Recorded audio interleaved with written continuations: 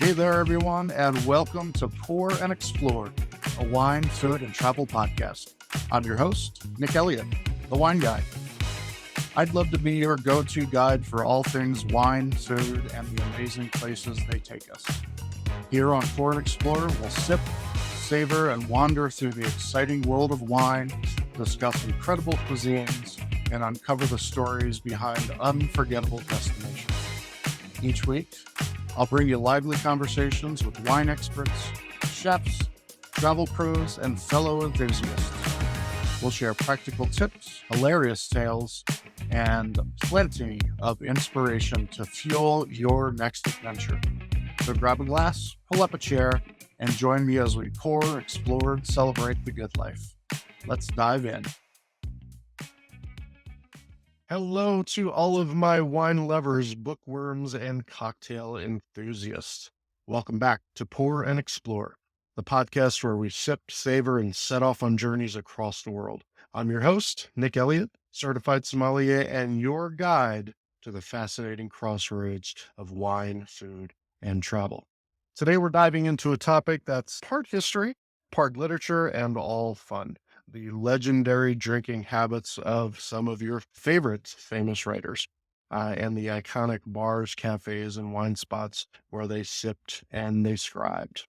From Hemingway's champagne-fueled nights in Paris to F. Scott Fitzgerald's gin-soaked parties, and even Dorothy Parker's martini-drenched wit, these literary legends weren't just masters of prose, they were masters of the pour. So grab your favorite drink, settle in, and let's take a trip through wine, whiskey, and the written word.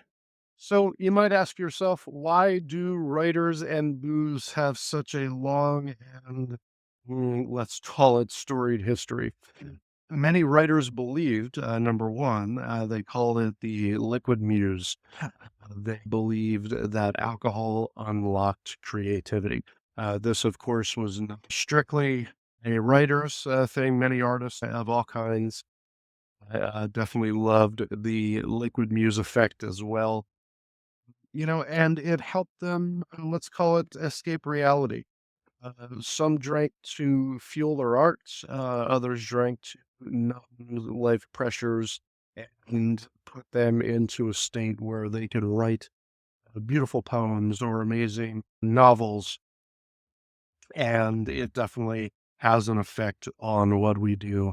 I'm sure you know all about that if you're listening to this show. The cafe and bar culture for decades, these were literary salons. People would go there to people watch, to see what was going on in the world, and to gain inspiration. These are places where writers gathered, they debated, they talked to one another, swapped ideas and swapped stories, and of course, shared a drink or two. Now, whether alcohol actually made them better, that's up for debate. But what is undeniable is that some of the greatest literary works were penned in a haze of whiskey, in a haze of wine, and the occasional absinthe fuel visions. All right, so let's get into the legendary writers and their signature drinks, starting with the one Ernest Hemingway. Hemingway loved champagne. He loved daiquiris. He was by things that he saw, things that he drank, and people that he met. You can't talk about drinking writers without starting with Papa Hemingway. The man didn't just drink. He drank with a purpose. He drank with style. And let's be honest, he was probably a little reckless. Hemingway loved champagne. It was, of course, his go-to for celebrations or just a random afternoon. It didn't necessarily matter. Hemingway loved absinthe as well. Novel Death in the Afternoon. I'm sorry, his drink Death in the Afternoon was champagne mixed with absinthe. Just put them both together and absolutely amazing. Hemingway loved daiquiris as well, and one of his favorite places to go was, of course, Havana, Cuba.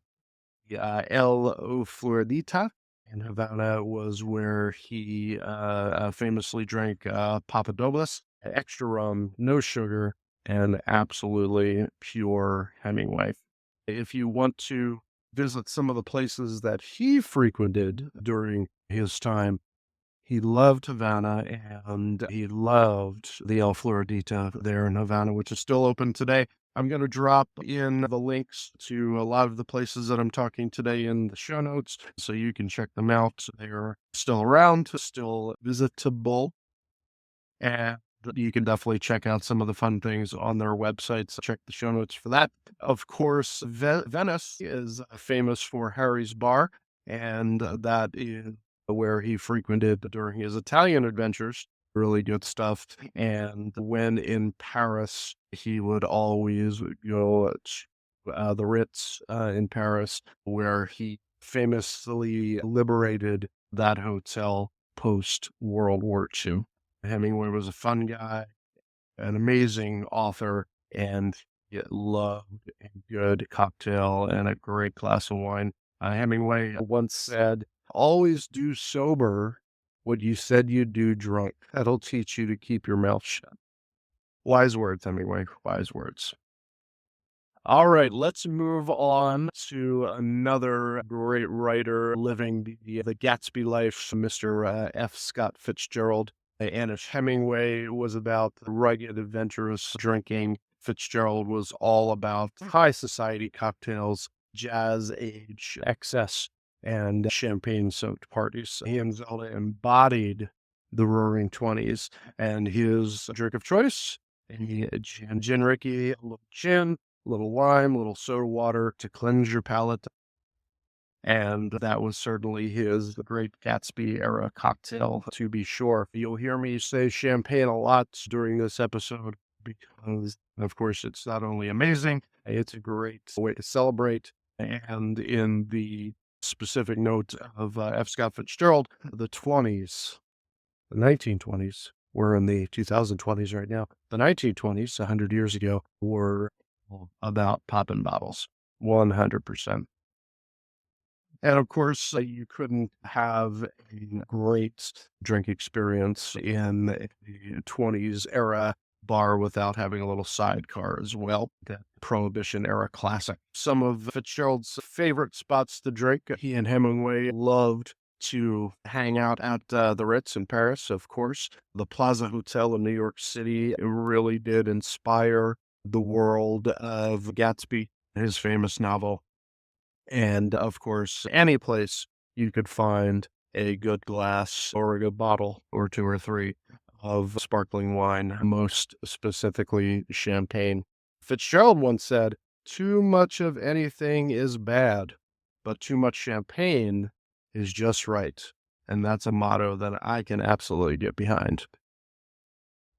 You might be a fan of the talented Dorothy Parker, as she is sometimes referred to as the Martini Queen.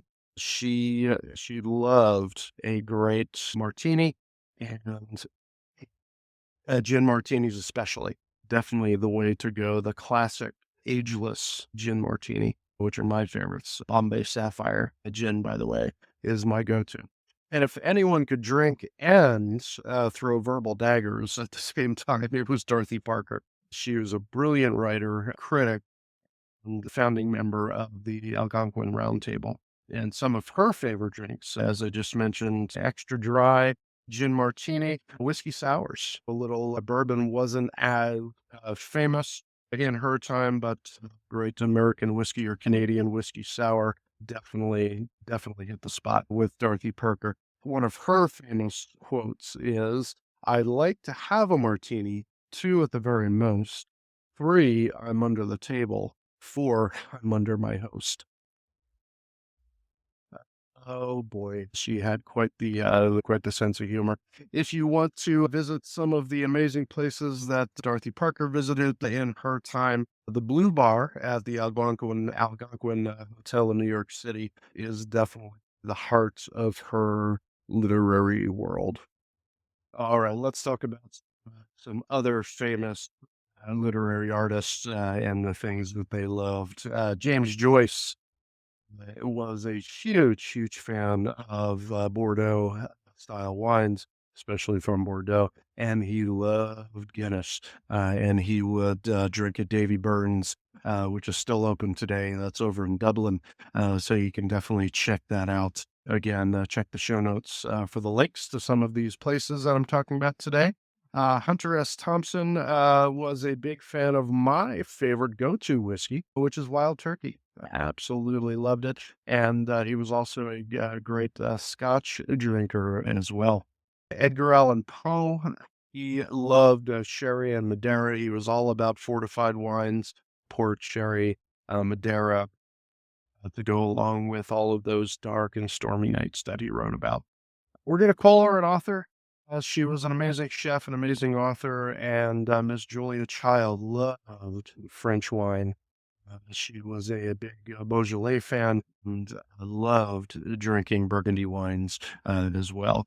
Um, Absolutely fantastic, and I love everything that Julia Childs ever wrote on screen, her TV shows, and most importantly, her recipes. Writers and drinks do go together like a great book and a cozy chair. And whether they drank for inspiration or self-destruction, they definitely left behind stories that will continue to captivate us to this day. So you definitely want to check out some of these places. All right, my fellow wine lovers and literary explorers, that is going to be a wrap for today's episode. And whether you're sipping champagne like Hemingway, throwing back a gin Rickey like Fitzgerald, or raising a glass of whiskey to Faulkner, I hope this episode gave you a little taste of history, a little taste of literature, and some more information on these legendary libations. If you love this episode, please leave a review, make sure you subscribe, and let me know. Hit me up in social media, comments on this podcast. Who is your favorite literary drinker? Let me know. Pop those comments in. I would love to hear from you. And I am always looking for some new great stories. Also, check out our website. That is thewineguy.vin. That's thewineguy.vin. I'd definitely love to see you there, as well as TikTok, Instagram, Facebook, etc., etc., etc. Until next time, everybody, this is Nick Elliott, your host of the Pour and Explore podcast, reminding you to keep wondering and wandering. Thank you so much for tuning into this episode of Pour and Explore. I'd love to hear your thoughts, your stories, and your questions, so you can drop me a line at cheers@thewineguy.vin. That's cheers@thewineguy.vin. Or let's connect on TikTok, Instagram, or Facebook. Grab those links on my website at thewineguy.vin. Until next time, let's keep wondering and wandering. Cheers, everyone.